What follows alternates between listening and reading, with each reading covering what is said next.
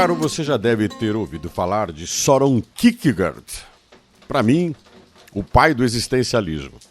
Aquele que deu o pontapé inicial para que o eu, esse eu que de vez em quando tenho lá uma relação meio conflituosa com ele, passasse a ter uma sustentação que é a particularidade, a existência do ser em si, que não pode transferir para ninguém a sua própria dor, o seu próprio amor, a sua percepção e, principalmente, a sua liberdade e a sua angústia, o que para Kierkegaard, como também para muitos existencialistas como Sartre, é o princípio fundamental do pensamento existencial.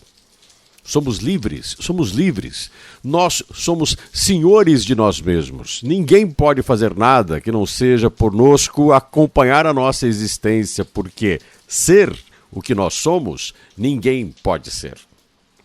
Estamos condenados a nós mesmos, estamos condenados à liberdade, por mais que aquela pessoa que te ame muito diga: eu gostaria de viver com você até o fim. Fim de quem? Se for o seu, não será o dele ou dela. Se for o dela, não será o seu. Morrer junto ninguém morre. Se morrer junto, mesmo assim a morte será de cada um e não dos dois ao mesmo tempo. A existência humana, para Kierkegaard, é o ser humano que deve assumir quem ele é. O ser humano que deve compreender a sua condição e entender que ele nada é a não ser aquilo que efetivamente sua condição lhe permite. Assumir.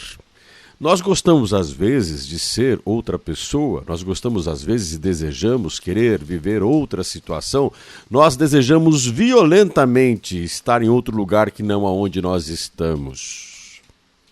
Mas isso é uma negação. Nós somos o que somos. Precisamos assumir isso, é a condição fundamental.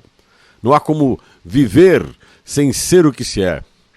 E parte considerável das pessoas fogem disso. Afinal de contas, como o próprio Kierkegaard e o existencialismo, com Merleau-Ponty, Simone de Beauvoir e o próprio Sartre, a ideia da liberdade pesa. Porque a liberdade no existencialismo não é essa liberdade que a gente gosta de falar dela, de ter os direitos de poder fazer o que quer. A liberdade do existencialismo é a responsabilidade do ato e do não ato. De fazer e de não fazer.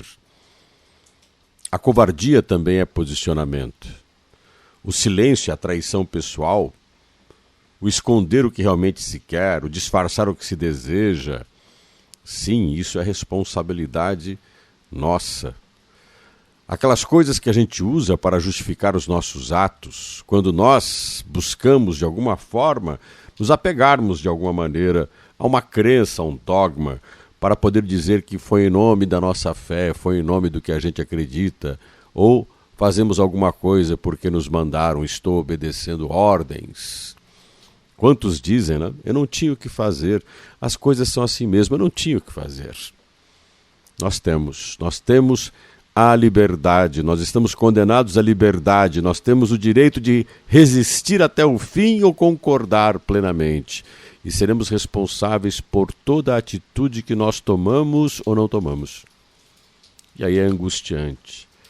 É angustiante saber que a gente compactua com aquilo que fica dizendo aos quatro cantos que não compactua, mas que no comportamento a gente demonstra aceitar, concordar, se submeter. Temos que resistir, mas a resistência pode custar um preço muito alto, a própria vida. Se temos que pagar o preço pelo que acreditamos, por que não pagar? Se não queremos, temos que assumir que a vida preservada, sem o gozo de fazer o que quer, vale a pena? Viver sem ser quem se é de verdade, vale a pena? Viver sem ser efetivamente o que se deseja ser, vale a pena? Essa é a grande angústia da existência. Por isso, temos que ser autênticos. Não podemos mentir, em especial para nós mesmos. Quantos traem os outros, pedem desculpa e dizem nunca mais vão fazer. A traição dói mais em quem trai do que quem é traído. A liberdade, a angústia de ser livre é uma condição maravilhosa, mas para isso há que se ter coragem.